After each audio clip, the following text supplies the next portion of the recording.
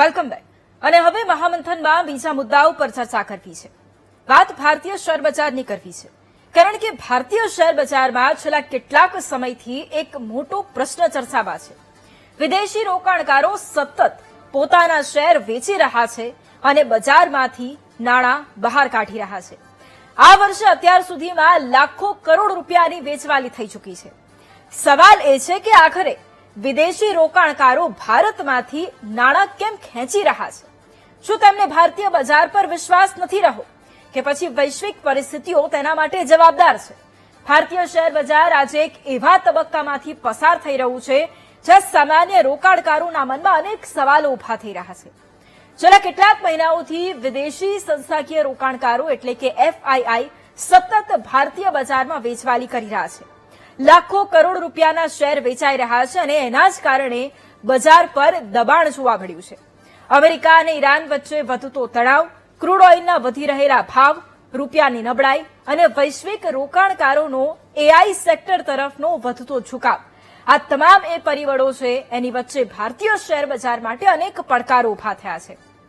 નિષ્ણાંતો તો એવી પણ આશંકા વ્યક્ત કરી રહ્યા છે કે આગામી મહિનાઓમાં વેચવાલીનું દબાણ હજુ પણ વધવાનું છે. અને બીજી તરફ જે પણ રોકાણકારો છે એમના મનમાં અત્યારે ઘણા બધા સવાલો છે. સવાલ એ છે કે યુદ્ધની સ્થિતિ વચ્ચે શેર બજારમાં વળતર મેળવવું ખરેખર અઘરું બની ગયું છે.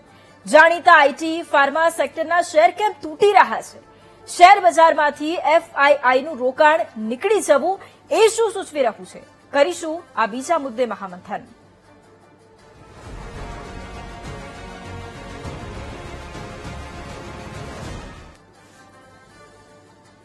અને એટલા જ માટે આ મુદ્દે ચર્ચાની પણ શરૂઆત કરવી છે, કારણ કે ઘણા રોકાણકારો એવા છે કે જેમના મનમાં ઘણા બધા સવાલો ચાલી રહ્યા છે. આપણી સાથે માર્કેટ એક્સપર્ટ નિલેશભાઈ કોટક જોડાયા છે. નિલેશભાઈ, આપનું સૌથી પહેલા ખૂબ સ્વાગત છે મહામંથનમાં. સૌથી પહેલા નિલેશભાઈ, સવાલ જ એ કરવો છે કે અત્યારે જે વિદેશી રોકાણકારો છે એ શેર મોટી સંખ્યામાં વેચી રહ્યા છે. સૌથી પહેલા એના કારણો સમજવા છે. સૌથી પહેલું કારણ એ છે આ શેર વેચવા માટેનું કે સતત રૂપિયો ઘટી રહ્યો છે. છેલ્લા એક વર્ષમાં રૂપિયો ડોલર સામે 13% ઘટ્યો છે. સાથે જે કંપનીઓના પરિણામ આવી રહ્યા છે તો અત્યારે 4200 કંપનીના પરિણામ આવ્યા તો એમાં માત્ર 30% કંપનીના પરિણામો જ પોઝિટિવ આવ્યા છે, 70% કંપનીના પરિણામો નેગેટિવ આવ્યા છે. હજુ પણ ભારતીય પીઈ રેશિયો એટલે નિફ્ટી 500 જે 90% માર્કેટ કવર કરે છે 23 આસપાસ છે, ત્યારે જાપાન, કોરિયા, તાઇવાનના માર્કેટો 12-15 પી મલ્ટિપલ પર ટ્રેડ કરી રહ્યા છે. બીજું, સૌથી હાઈએસ્ટ ટેક્સ અત્યારે આપણા ત્યાં છે 20% શોર્ટ ટર્મ, 12.5% લોંગ ટર્મ. અને સ્ટીકલી વધવાને કારણે જે ગવર્મેન્ટના ખર્ચા છે તો કોઈ સામાન્ય માણસનું બિલ હોય ને તો એમાં જો બ્રોકરેજ નેગ્લિજિબલ હોય ને તો પણ એમાં ખર્ચો છે ને તે બહુ જ મોટો આવી રહ્યો છે. આ સંજોગોની અંદર આ બધા ખર્ચાને એક્સપેન્સને કારણે ભારતીય બજાર જરા પણ લુક્રેટિવ રહ્યું નથી. આપણું આઈટી સેક્ટરમાં આજે વાત થઈ રહી હતી કે આઈટી સેક્ટરનું જે ટોટલ માર્કેટ કેપ, આપણા ટોટલ બજારનું માર્કેટ કેપ છે એટલું માર્કેટ કેપ ખાલી માત્ર એકલા મેટાના સ્ટોકનું એટલે છે. એટલે કે કહેવાનો અર્થ શું છે કે આપણા બજાર કરતા અમેરિકાની એક કંપની આપણે પડી રહી છે અને અમેરિકાની જે 5 મોટી લાર્જેસ્ટ કંપની છે એનું માર્કેટ કેપ છે તે વિશ્વના 5 દેશોના માર્કેટ કેપ જેટલું છે. એટલે કે જે અમેરિકાના બજાર પરનું એટ્રેક્શન અને અમેરિકાના બજારમાં જે ઓપોર્ચ્યુનિટી છે એટલે ઇન્ડિયન રોકાણકારો વિદેશના બધા રોકાણકારો અત્યારે અમેરિકાના બજાર પર વળ્યા છે. ઓકે નિલેશભાઈ, બીજો મારો પ્રશ્ન એ છે કે આપે જે વાત કરી તો અત્યારે સૌથી મોટું જોખમ શું તોડાઈ રહ્યું છે? સૌથી મોટું જોખમ બે છે કે લોકોનો બધાનો ઝુકાવ એઆઈ અને આઈટી તરફ છે. ત્યાં એક બબલ થઈ રહ્યો છે, પણ છેલ્લા એક વર્ષની અંદર જો જોઈએ તો અમેરિકાના બજારે ઓછામાં ઓછું 70% થી 100% સુધીનું રિટર્ન આપ્યું છે. એટલે ત્યાંથી જ્યાં રિટર્ન વધારે હશે ત્યાં જ બધા નાણાં રોકાશે. એટલે મુખ્યત્વે એ થયું છે. એ રીતે જાપાનના બજારે છેલ્લા એક વર્ષમાં 70% રિટર્ન આપ્યું છે. કોરિયાનું બજાર ડબલ થયું છે. ચાઇનાના બજારે પણ એટલું સારું રિટર્ન આપ્યું છે. સિંગાપુર, ચાઇના અને કોરિયામાં કોઈ પણ જાતનો ટેક્સ નથી. એ આપણા ત્યાં ટેક્સ છે એટલે બધી જ રીતે આપણી બજારમાંથી એફઆઈ નાણાં રહી રહી છે. અને સૌથી મોટું આપણા ત્યાં મૂર્ખામી એ થઈ છે કે મ્યુચ્યુઅલ ફંડમાં એસઆઈપી દ્વારા આપણે લોકો એફઆઈઆઈને સ્ટેજ પેસેજ આપી રહ્યા છે. દર મહિને 30,000 કરોડ આવે છે અને એટલું જ એફઆઈઆઈ વેચી જાય છે. એટલે આ એક સ્ટેજ પેસેજ અપાઈ રહ્યો છે. છેલ્લા 3 વર્ષની અંદર એ એફઆઈઆઈનું 24% હોલ્ડિંગ ભારતીય બજારમાં આજે ઘટીને 14% થયું છે અને એટલું જ મ્યુચ્યુઅલ ફંડ વધ્યું છે. અને જો મ્યુચ્યુઅલ ફંડમાં પણ નેગેટિવ રિટર્ન આવશે અને ત્યાં આગળ રિડમ્પશન આવશે તો ભારતીય બજારની એટલી ડેપ્થ નથી કે આગળ ઉપર બાજરીય બજાર એને સહન કરી શકે અને ત્યારે વેચવાની આવશે ત્યારે એને સપોર્ટ કરવા કોણ આવશે એ તો સમય જ બતાવશે. નિલેશભાઈ, હવે બીજો આના પરથી સવાલ મારે એ પણ છે કે જે નાના રોકાણકારો અત્યારે છે, શું એમના માટે આ એક તક કહેવાય કે હજુ પણ જોખમ છે? ચોક્કસ જોખમ છે. ત્યાં સુધી રૂપિયો 88 ની નીચે ના આવે, 80 ની નીચે ના આવે ત્યાં સુધી નાના રોકાણકારો તો શેર બજાર તો જોવું પણ ના જોઈએ. ઓકે નિલેશભાઈ, આપને શું લાગે છે કે બજારમાં તેજી ક્યારે આવશે? શું હજુ પણ લાંબો સમય રાહ જોવી પડશે કે ખૂબ ઓછા સમયમાં આવી જશે? 100 દિવસનું યુદ્ધ ઓલમોસ્ટ થવા આવ્યું અને એના લીધે સપ્લાય ચેન ડિસ્ટર્બન્સ થઈ છે. એનો વિભાજન 3 નો રેશિયો એટલે 300 દિવસમાં જે છે વૈશ્વિક લેવલે કટોકટી આવશે એટલે એક વર્ષ આગામી એ ભૂલી જવાનું છે કે બજારમાં તેજી થવા આવે એવું લાગે છે. અને મને લાગે છે કે સેલ ઓન રાઇઝ તો પાવર ઇન્ડિયન બજાર માટે રહેશે. આપણા મેટ્રો ફંડ ખરાબ છે. આપણે હમણાં જ $12 બિલિયન સોનું વેચી અને રિઝર્વ્સ લીધું છે એટલે એ બધું બતાડે છે કે અંદર કઈ ખરાબી છે પણ એ બહાર આવવા દેવામાં આવતી નથી. એટલે મેક્રો ફંડામેન્ટલ્સ ખરાબ હોવાથી જયારે મેક્રો ખરાબ હોય અને માઇક્રો આ વખતે રિઝલ્ટો જોઈએ છે તો એ બે રીતે ખરાબ જોતા બજારમાં હજુ પણ મને કે મોટા ઘટાડાની શક્યતા હું જોઈ રહ્યો છું. અને જે પણ ઉછાળ આવે તેમાં કેશ હાથ પર રાખીએ. કેશ હાથ પર રાખવામાં પણ મુશ્કેલી એ છે કે સામે રૂપિયો દબાઈ રહ્યો છે તો આ સંજોગોમાં નેચરલ હેજ તરીકે ગોલ્ડ મને એક સારી ઓલ્ટરનેટિવ એસેટ તરીકે લાગી રહ્યું છે. ગોલ્ડમાં અહીંયાથી ખૂબ જ મોટી તેજી આગામી એક વર્ષમાં જોવા મળશે, ભલે અત્યારે ગોલ્ડ અને સિલ્વર સાઇડ વેમાં હોય. ઓકે નિલેશભાઈ, બીજો એક સવાલ કે નવા આઈપીઓમાં રોકાણ કરવા માટે અત્યારે શું સ્થિતિ છે? બીજો એક સવાલ એ કે એસઆઈપી અત્યારે શરૂ રાખવી જોઈએ કે ન રાખવી જોઈએ હાલની સ્થિતિને જોતા? પહેલા તો નવા ઇસ્યુમાં જે આવે છે એ વેલ્યુએશન આવે છે એનાથી દૂર રહેવું જોઈએ. એસઆઈપી પોઝ કરી નાખવી જોઈએ, એસઆઈપી ચાલુ ના રાખવી જોઈએ. ઓકે, અચ્છા, હવે બીજો એક સવાલ એ કે જે એફઆઈઆઈ વિદેશી જે આખું રોકાણ છે એ અત્યારે ઘટ્યું છે એટલે એના કારણે કયા જે સેક્ટરો છે એ ભારતમાં વધુ પ્રભાવિત થઈ રહ્યા છે અને બીજી તરફ કયા સેક્ટરો તરફ વધુ રોકાણ વધ્યું છે?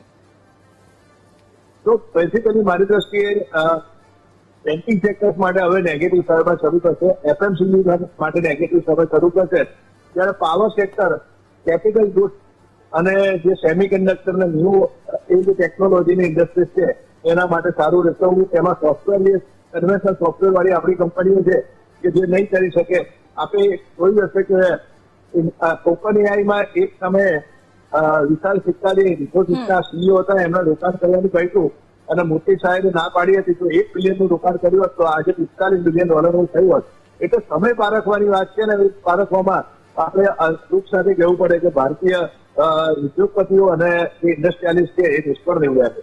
ઓકે નિલેશભાઈ, હવે આપણે એ પણ શરૂઆતમાં વાત કરી અને મેં શરૂઆતમાં જે કહ્યું કે એઆઈ સેક્ટરમાં રોકાણ અત્યારે ખૂબ વધી રહ્યું છે એટલે જો એ સેક્ટરમાં રોકાણ વધ્યું હોય તો ભારતને એની કેટલી નેગેટિવ નકારાત્મક અસર થઈ રહી છે અને ભારતના શેર બજારમાં કેટલું નુકસાન થઈ રહ્યું છે એના કારણેથી?